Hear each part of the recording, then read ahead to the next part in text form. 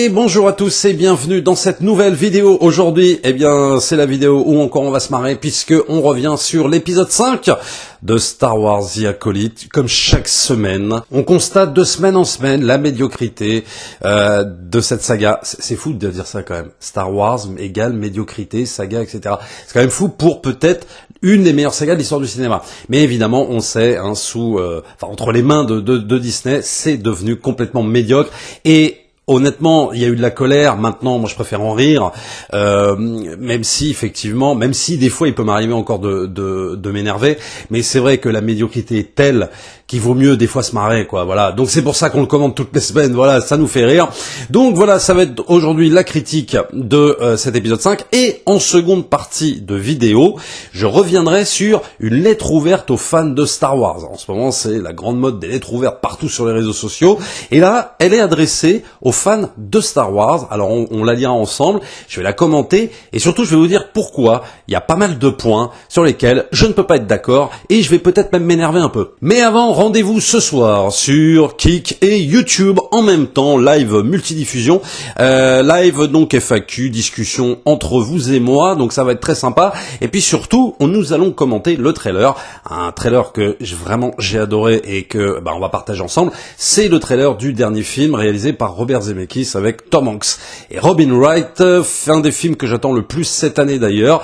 On diffusera le trailer et puis on en parlera, voilà, ensemble. Donc vous pouvez venir aussi bien sur YouTube ou sur Kik comme vous voulez puisque le live sera multidiffusé. Donc rendez-vous à partir de 21h et ce jusqu'à 23h. Je compte sur vous, venez nombreux. Alors maintenant, The Acolyte, c'est épisode 5, j'allais dire saison 5.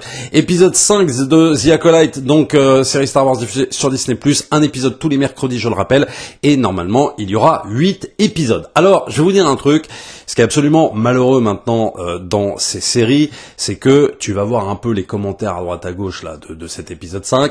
Ça y est, les fans soi-disant se réveillent et se disent que waouh, c'est le meilleur épisode Star Wars que j'ai jamais vu de ma vie. Bon, encore une fois, on nous fait le coup des superlatifs en permanence. Alors on va dire, après avoir vu l'épisode qui dure, 25 minutes, on va dire que oui, c'est peut-être le meilleur épisode de la série depuis le début. D'accord, mais on peut pas dire que c'est le meilleur épisode de toutes les séries confondues, voire peut-être il y en a même qui mélangent les films dedans. Bon, mais c'est à chaque fois le même truc, t'auras remarqué.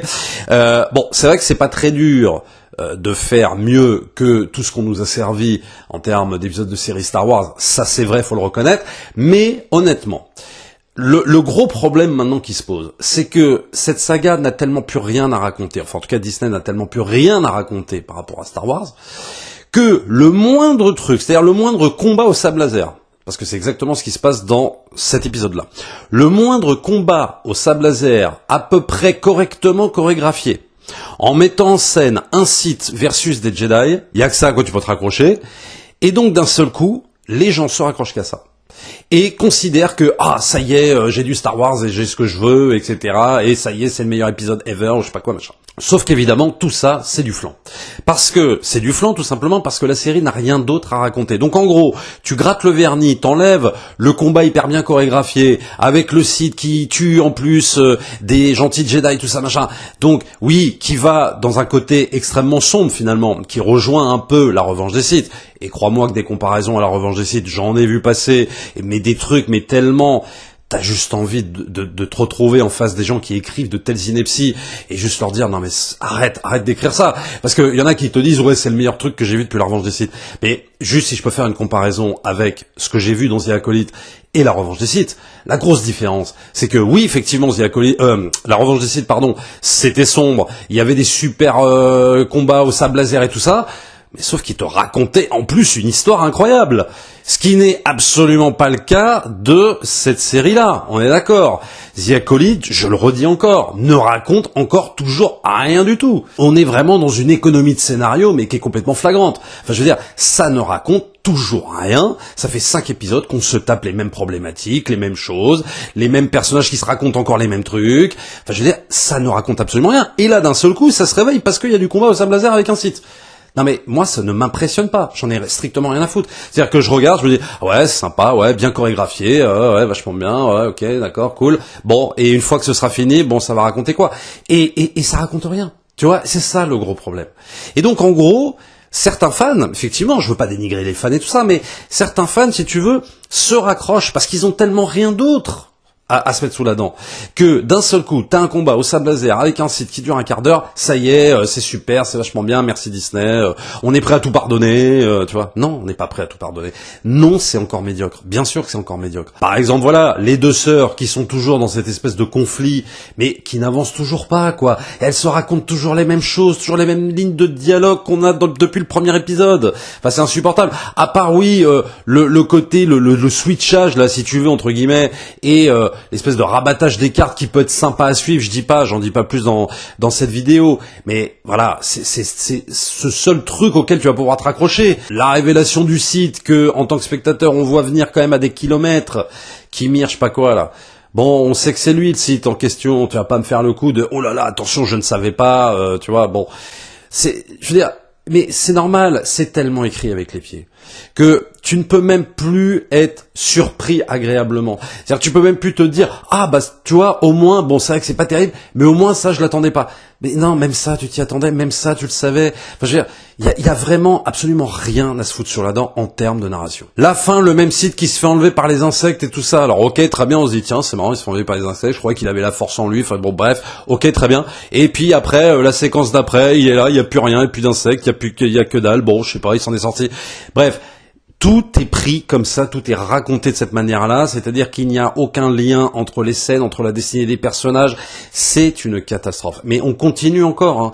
Et cet épisode n'arrange absolument rien, mais vraiment rien. Et ceux qui arrivent à se contenter de ça, parce que je te dis, t'as un combat qui dure 10 minutes et qui est sombre et tout ça et machin, qui leur rappelle vaguement la revanche des Sith, moi je sais pas, et à un moment donné, continuez à kiffer, après tout, les productions Disney, tout ce que vous sert Disney, c'est très très bien. Enfin en tout cas, je parle des productions Disney Star Wars, parce qu'il y a des productions Disney, je le redis encore, et qui sont vraiment très très bien, hein, qui sont dispo d'ailleurs sur la plateforme, et moi je mets pas tout dans le même panier, hein, vraiment. Mais là, Star Wars, ça devient mais vraiment n'importe quoi. Enfin je veux dire, là on atteint vraiment le fond de la cuvette des chiottes avec Star Wars. Enfin, c'est une catastrophe. Et donc, pendant ce temps, tu as, des sites de fans assez connus, d'ailleurs, que parfois je vais voir, d'ailleurs, c'est toujours intéressant, parce qu'il y a de l'info, il y a des choses, et qui, eux, ne sont pas contents, parce que, justement, il y a beaucoup de fans en ce monde, il n'y a pas que moi, hein, il y a beaucoup de fans en ce monde, des fans de Star Wars, qui remettent en question en permanence ce que fait Disney avec Star Wars. Et alors là, ils sont pas contents. Ils sont pas contents, puis ils vont le dire à travers une lettre ouverte. Alors évidemment, je vais pas tout vous lire, je vais vous citer des passages intéressants, car il y en a. Nous constatons avec tristesse que certains sujets récurrents sont devenus de véritables défouloirs à haine pour certaines personnes se revendiquant trop souvent comme de vrais fans, mais qui n'en méritent absolument pas le titre. Qu'on ait adoré ou détesté un film, une série, personne n'est plus fan qu'un autre et tous les avis doivent être respectés. En effet, nous ne faisons plus le compte des commentaires haineux, racistes, misogynes, sectaires ou bien homophobes dès que quelque chose dérange une certaine partie des internautes qui nous suivent ou tombent sur nos publications. Ces personnes semblent avoir oublié l'essence même de Star Wars telle que l'a créé George Lucas, la lutte pour la liberté et le respect de chacun face à un État totalitaire. Alors c'est assez long mais c'est intéressant et je vais essayer d'y revenir un peu point par point par rapport à tout ce qu'il raconte. Alors ce qui est intéressant c'est qu'on nous parle justement de la vision originale de George Lucas face à un État totalitaire, enfin face à quelque chose de totalitaire. Oui, c'est exactement l'essence même de ce qu'a raconté George Lucas dans Star Wars. Et alors ce qui est assez marrant c'est qu'on parle quand même là de choses totalitaires. Et moi je vais faire une petite digression comme ça, une petite comparaison, peut-être qu'il va vous paraître un peu saugrenu, mais moi je vais comparer justement cet état totalitaire avec Disney, voilà.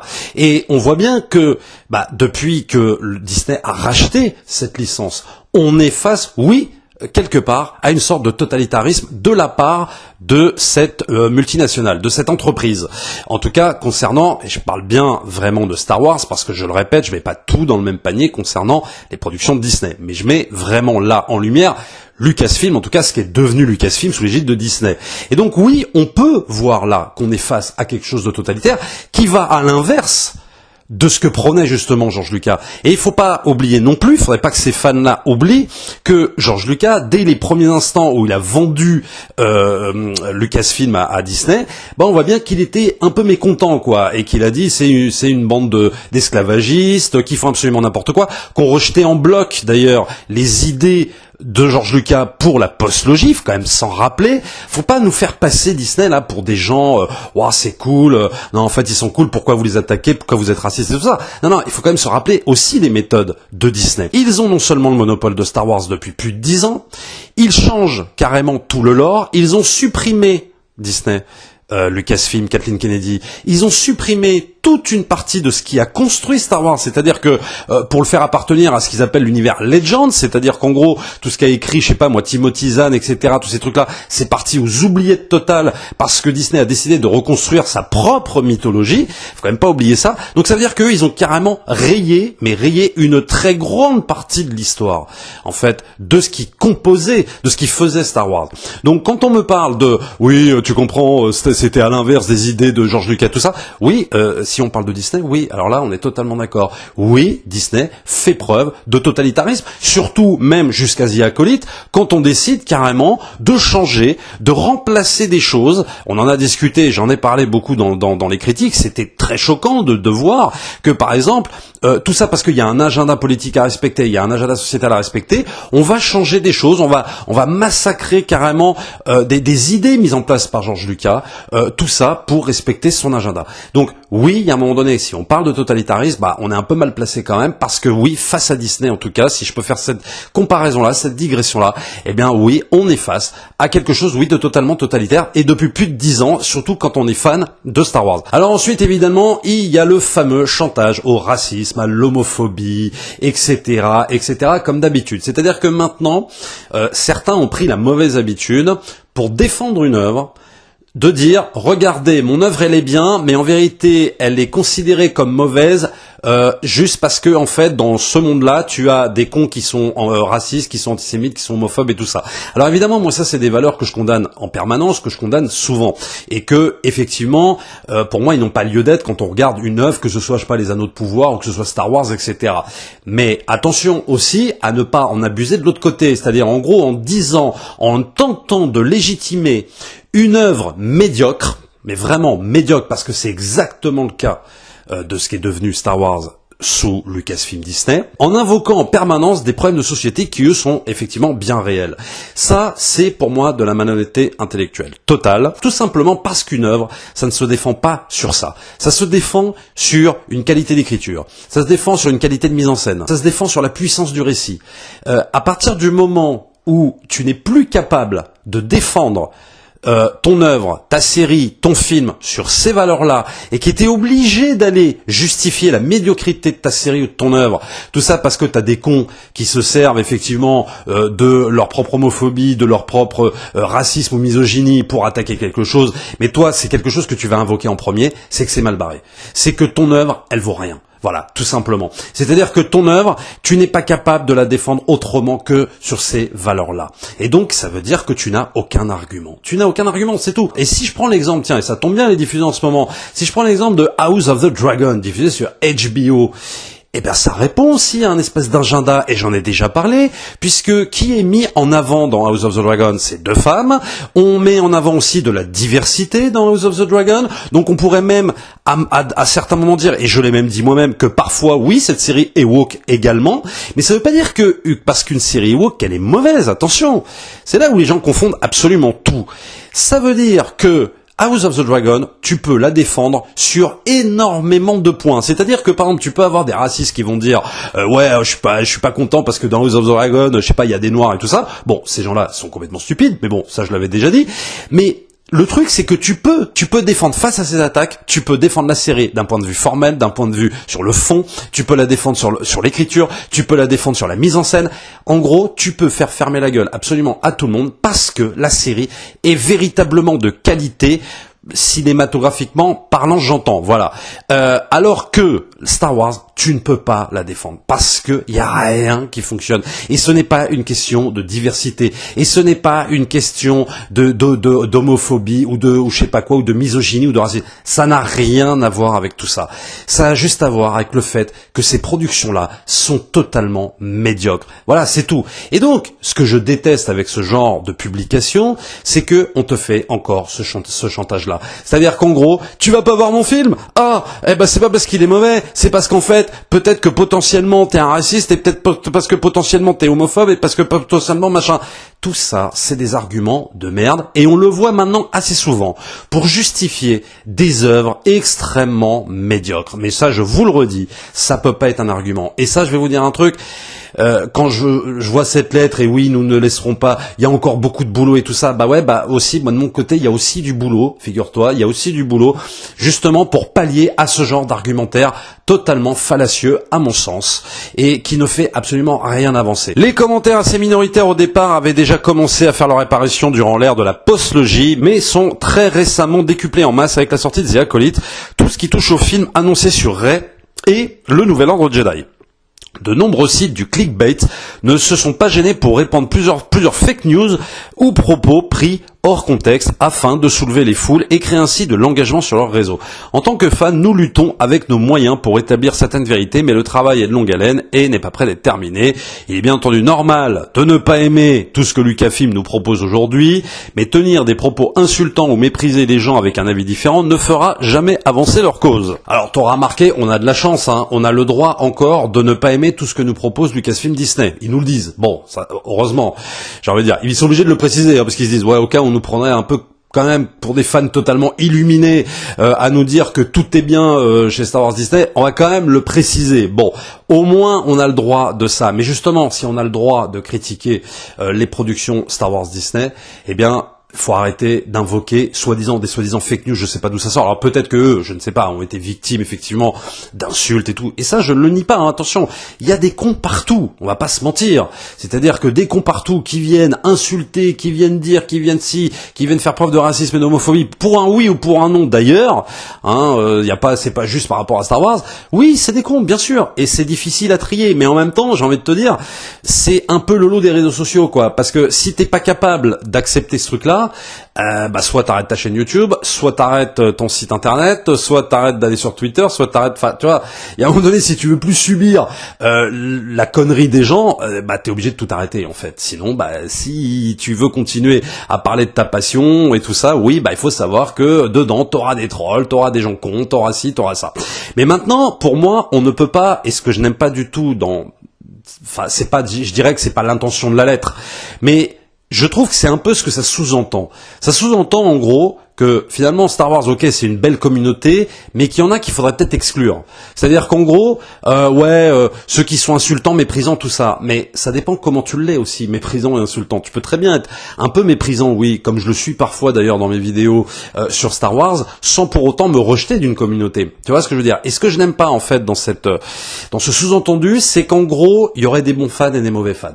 C'est-à-dire qu'en gros, les bons fans, c'est ceux qui sont tout le temps bienveillants, c'est ceux qui sont tout le temps à dire, ouais, ce que nous a servi Disney, c'était pas ouf, mais quand même, au moins on a Star Wars, et t'as vu, ça c'est vachement bien, puis t'as vu, là on a quand même, telle histoire qui est développée, et en gros, chercher des circonstances atténuantes à la médiocrité. Non, il y a beaucoup de fans, et notamment des fans de Star Wars, et qui sont aussi très respectueux, j'en connais, qui sont pas dans les insultes, qui sont pas dans le racisme, qui sont pas dans la misogynie, et qui sont très en colère par rapport à ce que fait Disney depuis plus de 10 ans. Voilà. Oui, ça existe. Et ces gens-là, moi je les considère autant fans que moi. Voilà. Donc il n'y a pas en fait de bons fans et de mauvais fans. C'est-à-dire qu'en gros ça sous-entendrait que les fans en colère, eux il faut les exclure parce que soi-disant ils sont pas bienveillants. Donc moi je suis désolé de dire que non, il n'y a pas des vrais et des faux fans, quoi.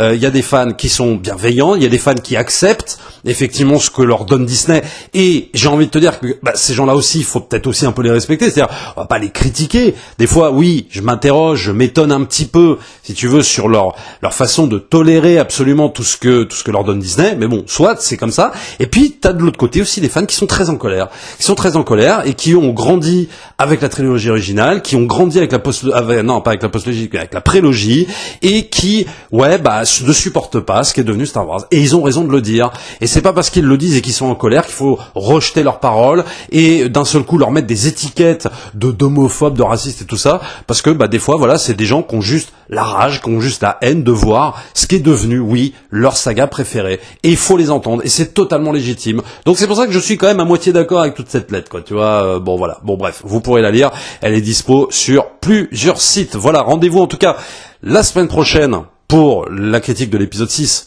de The Acolyte. En attendant, abonnez-vous à la chaîne si c'est pas encore fait, likez, partagez comme d'habitude, et on se retrouve très très vite pour une prochaine vidéo. Ciao!